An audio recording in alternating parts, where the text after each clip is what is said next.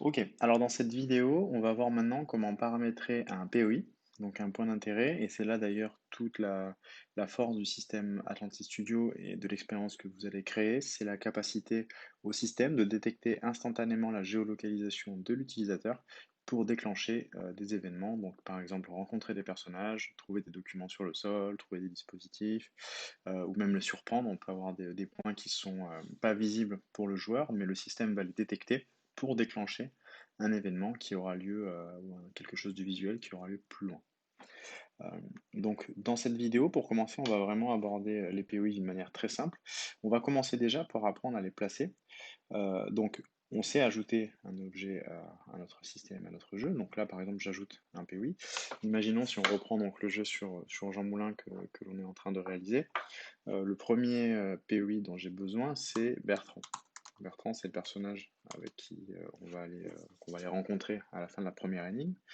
Donc je crée Bertrand. Euh, Là, automatiquement, le personnage est initialisé avec des coordonnées à 0, ce qui ne va pas. La distance de détection, on va regarder un petit peu ce que c'est. Et les paramètres, ensuite, on n'y touchera pas et on les regardera plutôt dans une vidéo avancée. Pour démarrer, les deux informations nécessaires pour comprendre comment fonctionnent les POI, ce sont les coordonnées et la distance de détection. Donc, je vais vous montrer ce que j'aimerais obtenir comme résultat. Donc, je bascule sur mon simulateur.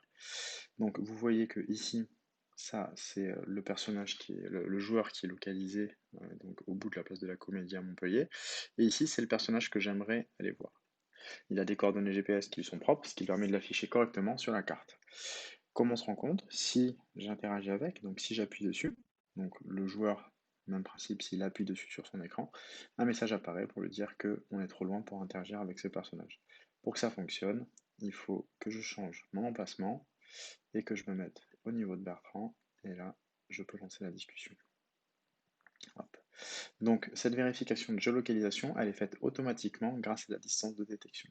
Donc, on va commencer par placer d'abord le point avec ses coordonnées GPS, et ensuite on affinera la distance de détection pour permettre justement d'avoir le système qui vérifie que le joueur est à proximité du point. Bon, je vous donnerai aussi quelques informations sur comment bien paramétrer cette distance de détection, car on a tendance très souvent à la réduire, là où en réalité il vaut mieux l'avoir plus large pour assurer que l'expérience se passe bien. Donc, pour paramétrer un point, on va faire l'exemple sur Bertrand. Donc, je vais passer en mode carte, et là, vous allez voir quelque chose. Hop. C'est que, alors là, il me met que j'ai aucune image disponible parce qu'en réalité, il m'a placé les points par défaut aux coordonnées 0, 0, 0. Donc, si je dézoome un petit peu, hop, voilà, à force, la carte est apparue. Le système de la carte, donc l'onglet carte, est là justement pour vous aider et ne pas avoir à passer par un outil externe pour trouver les coordonnées GPS du lieu où vous voulez amener le joueur. Donc là, je vais prendre le point Bertrand POI, je m'assure que je suis bien avec la main sélectionnée, et je vais pouvoir le cliquer déplacer. Hop. Donc là, je peux l'amener ici, vers Montpellier, et vous voyez, les coordonnées GPS sont automatiquement changées. Donc je vais affiner un petit peu la position quand même, parce que je ne suis pas du tout à Montpellier. Voilà. Je ne suis pas du tout en centre-ville. Voilà. Donc, comme on l'a vu par rapport au simulateur, Bertrand doit se trouver au sommet de l'œuf. D'ailleurs, vous voyez qu'au sol, on voit bien la forme ovoïde avec le changement de couleur. Donc, mon énigme, je vais le placer à l'extrémité de l'œuf. Voilà. J'oublie pas de sauvegarder. Et là, mon point est bien placé à la bonne position. Si je change d'onglet et que je reviens, il est toujours là. Ce que je vous propose, c'est que pendant qu'on est en train de manipuler la carte, c'est de placer aussi le point de départ. Parce que pour l'instant, on n'y a pas touché. Donc, je vais dézoomer. Du coup, suffisamment pour revoir mon point, qui est du coup aux coordonnées 0. Et je vais pareil l'amener au niveau de Montpellier. Donc, une fois qu'on a fait ça, en théorie, je vous encourage très sérieusement à déplacer en priorité votre point de départ au tout début du jeu, parce que par défaut, les points seront visibles, récupérables en tout cas plus facilement, parce qu'ils se mettront au niveau du point de départ quand ils n'auront pas de coordonnées.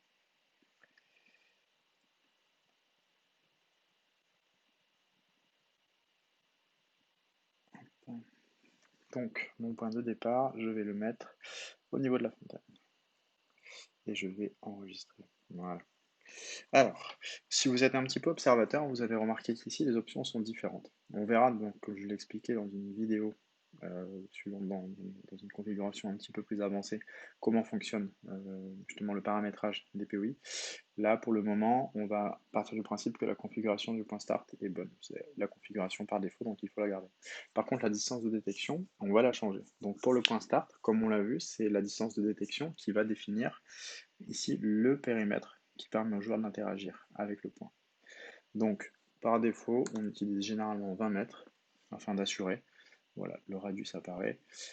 C'est une distance qui est correcte. L'objectif, c'est d'être sûr que le joueur est au bon endroit, assurer qu'il soit au bon endroit pour démarrer. 20 mètres, généralement, avec la précision GPS, on est assez large. Maintenant, on va passer sur notre ami Bertrand. Alors, Bertrand. Donc là, en général, comme je vous le disais, on a tendance à vouloir baisser cette valeur et pour le coup, trop la baisser. Ce qui est important, c'est de se rappeler pourquoi on a mis en place la géolocalisation et qu'est-ce qu'on veut vérifier, pourquoi le radius est là. La distance de détection est en place pour assurer que le joueur a bien trouvé la bonne réponse. On peut admettre que si le joueur, partant de son point de départ, qui est quand même au bout de la place, arrive ici, c'est qu'il a compris, qu'il a résolu l'énigme. Du coup, on n'est pas obligé d'avoir une distance de détection trop faible. On peut se permettre de mettre du 15 mètres, par exemple. Donc là, 15 mètres, je vois à peu près où ça ramène. On peut quand même considérer que c'est un peu trop pour le coup, parce que 15 mètres, on voit que ça déborde quand même pas mal de l'œuf, et ça risquerait peut-être de dénaturer l'expérience, là où le joueur sera content de constater justement la différence de couleur, et d'avancer, de marcher, et d'avoir vraiment l'impression d'être au bon endroit. Donc pour l'exemple, je vais le baisser à 10 mètres, mais on essaiera rarement d'être en dessous de 10 mètres, même dans les lieux très étroits. Pour une simple et bonne raison, c'est qu'il faut vraiment considérer que la technologie GPS fonctionne très bien, mais elle est dépendante des conditions donc, potentielles de l'environnement, à savoir les bâtiments que vous avez autour de vous. Si des bâtiments sont très hauts, les rues très étroites, on sait que la captation GPS sera un petit peu plus compliquée, et surtout elle sera dépendante des téléphones. Donc en fonction du téléphone du joueur, vous n'aurez pas exactement la même précision GPS. Et même avec le même téléphone, à deux instants différents, la précision GPS pourra être différente. Donc, pour assurer que le jeu se passe bien et ne pas mettre le joueur dans une situation où il est bloqué, on préférera avoir un radius un petit peu plus élevé. Pour vous donner une anecdote, nous avons réalisé une mission à Lyon dans les Traboules. Donc les Traboules, ce sont un petit peu des cours intérieurs très réputés qui sont accessibles et qui vous font passer pour le coup vraiment dans des zones avec des bâtiments très hauts, mais à ciel ouvert quand vous êtes dans la cour intérieure. Ces Traboules sont très réputés notamment pour des événements historiques liés au Canut. Et donc c'est dans ce contexte que nous avons créé un jeu. Nous voulions avoir un point qui se déclenche à l'intérieur d'un traboule. Et c'est pour cette raison d'ailleurs que nous avons configuré pour pallier au problème de captation GPS à l'intérieur du traboule. On a en fait fait en sorte que le joueur rencontre une foule. Donc une foule, plutôt que de rencontrer un simple personnage, on a imaginé que le point qu'on représentait sur la carte était une foule. Une foule, c'est globalement du monde, c'est imposant. Du coup, on s'est permis de mettre un radius, là je vous le mets pour l'exemple pour voir un petit peu, mais de 40 mètres par exemple. Et là, d'un coup, on a cette sensation d'avoir du monde. C'est aussi quelque chose sur quoi on peut jouer. Il ne faut pas hésiter d'ailleurs à le mettre en place, parce que ça fait toujours son effet dans le sens où le point, on le voit vraiment sur la carte et on voit notamment son périmètre. Bon, maintenant que vous avez compris le principe des coordonnées et de la distance de détection, vous comprendrez aussi que la distance de détection est importante dans les tests que vous réaliserez sur le terrain. Ça fait partie des choses à vérifier, à valider. C'est d'ailleurs pour ça souvent qu'on fait des tests terrain. On va regarder très simplement le type de POI, parce que ça c'est un paramètre qui est très important, qui est très simple à gérer et qui changera beaucoup de choses. Alors, le type de POI. Donc, on a trois informations quand je déplie le menu type de POI. Défaut, visible, complété. Alors, défaut, l'information défaut sera en fait l'icône qu'on va vouloir afficher sur la carte. En réalité, type de POI permet de changer le type de visuel que l'on affiche ici. Donc par défaut, interactive, ça sera un point jaune sur la carte. Donc on l'a vu dans la mission sur Jean Moulin, le point jaune, c'est un point sur lequel sur lequel on va ramasser un objet. Euh, Start, on ne l'utilisera pas, c'est spécialement dédié au point de départ. Objectif, c'est une flèche qui indique justement la destination sur laquelle on veut amener par exemple le joueur à se déplacer. Si par exemple Lucas va me dire il faut que tu te rendes là-bas, il va m'ajouter les coordonnées à la carte en disant je t'ajoute les coordonnées à la carte. Et dans ce cas-là, le POI aura un visuel objectif. Donc ce sera une carte. Major, c'est simplement une étoile pour indiquer quelque chose d'important. NPC, et là c'est ce qu'on va utiliser, c'est une icône qui permet de représenter un personnage non jouable. Donc hop, en changeant, on le voit ici, l'icône a changé, et ça va être dans le jeu remplacé par une silhouette. Les différents champs de paramètres ici, on les verra plus tard dans une vidéo avancée. Ça me permet simplement de changer le type de POI, donc de changer l'icône en fonction des états du POI. Donc de cette manière, je vais pouvoir déclencher des changements d'état sur mon POI en fonction de la géolocalisation, mais aussi en fonction de paramètres externes. Et avec ces changements d'état, je vais pouvoir définir quelle icône s'affiche sur la carte. Une dernière chose, avant de terminer, les options ici qui nous permettent de paramétrer les comportements par défaut. On va simplement activer cette première option qui permet, si elle est cochée, de rendre visible le point sur la carte à partir du moment où il est ajouté. Pardon, il est activé. Ça veut dire, à partir du moment où dans mon système je vais déclencher mon POI et donc le passer en état activé, si je ne coche pas cette case, le POI ne sera pas visible. Or, si je coche cette case, le POI devient visible à partir du moment où il est activé. Donc, de cette manière, je peux par exemple indiquer au joueur de se rendre à une destination secrète, et l'énigme est justement de trouver le POI. S'il se rend à cet endroit, alors le POI apparaîtra, et le joueur aura résolu l'énigme. Donc, typiquement, dans cette première énigme avec Bertrand, le joueur a des documents à sa disposition et il doit trouver le personnage de Bertrand.